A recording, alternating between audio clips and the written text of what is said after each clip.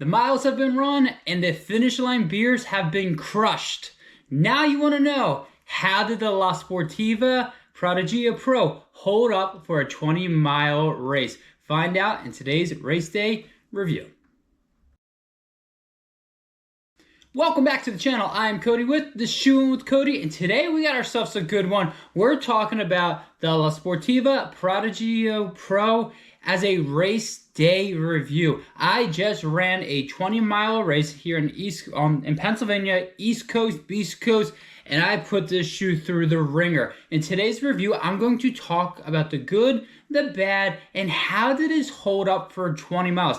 One thing to note, I took this from the box straight to a 20-mile race. Yeah, am I nuts? Probably. Was it worth it? You're about to find out. Now, before I dive into all that race day review, I do want to point out one thing. This shoe was sent to me by La Sportiva, but they have no idea what I'm going to say in this video or any of my content. And I also have a favor to ask you all. Hit the like button, smash the subscribe button. You know you want to. It absolutely costs you nothing, but it definitely helps the channel.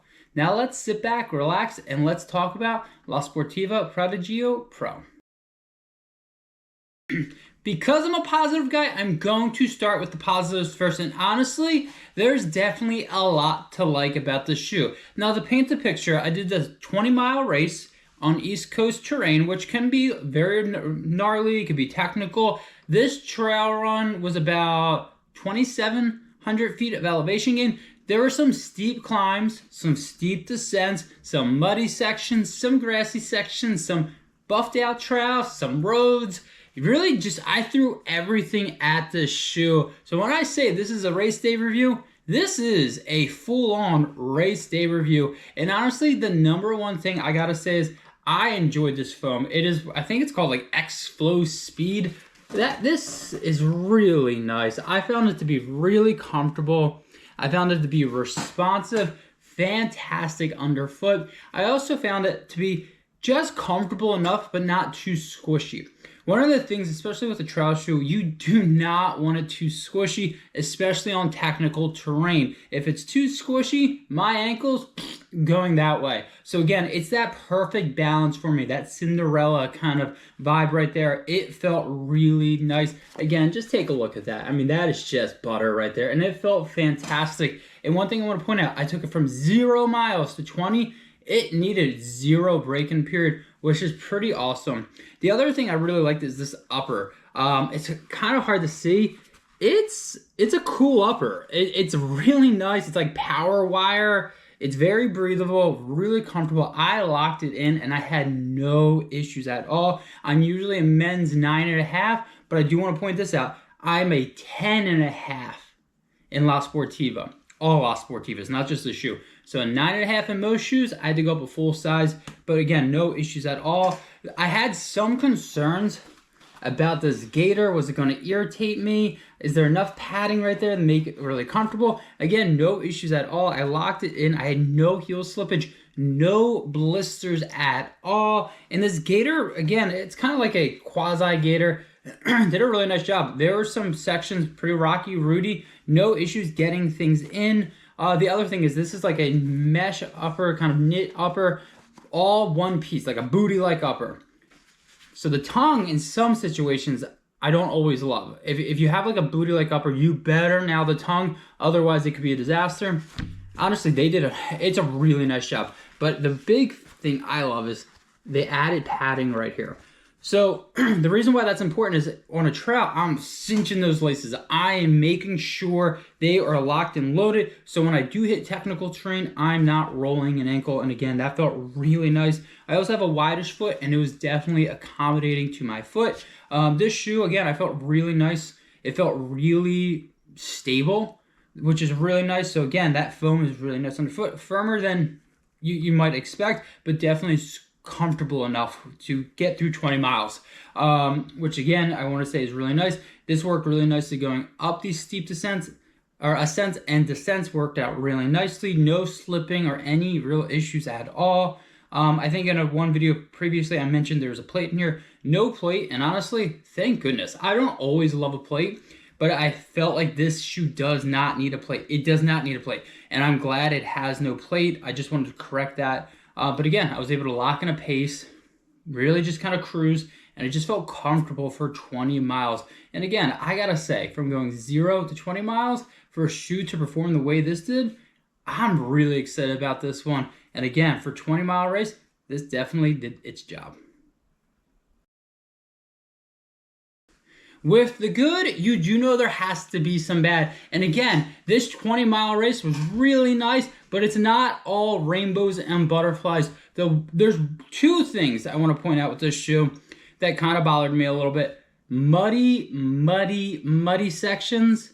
I just slipped and slide. Now, I don't necessarily know if it's an issue with the lugs or it's just the shoe's not made for that type of terrain. But I need to point that out. Some of those really muddy sections, I just whoop, or I went whoop, and I could just feel it.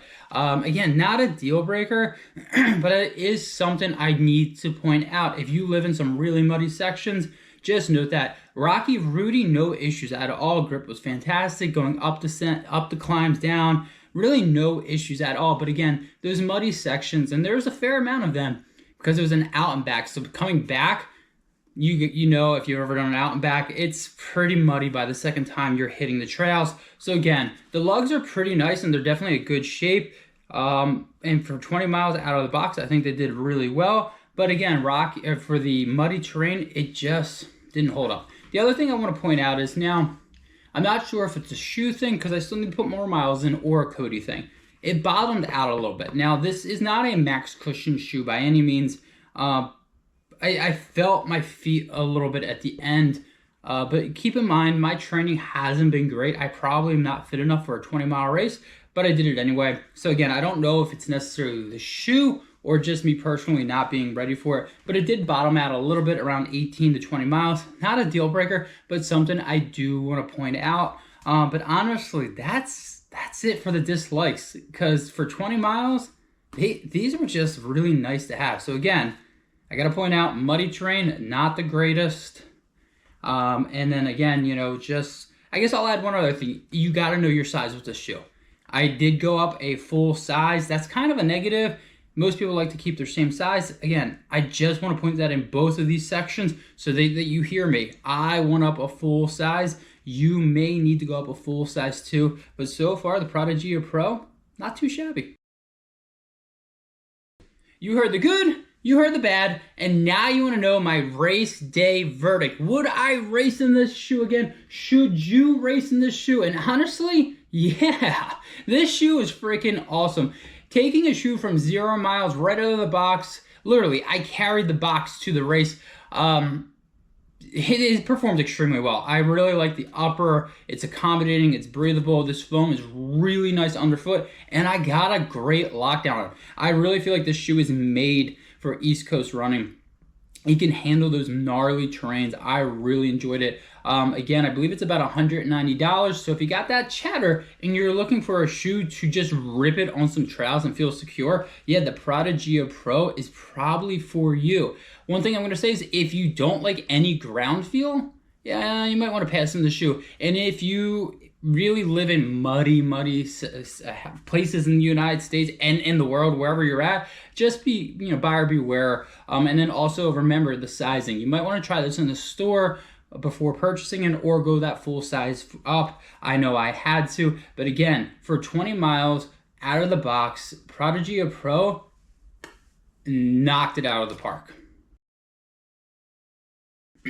Thanks for checking out today's race day review. Have you tried the La Sportiva Prodigio Pro? Drop a comment down below. Let me know what you think. Did you like it? Did you love it? Hey, let me know, did you hate the shoe?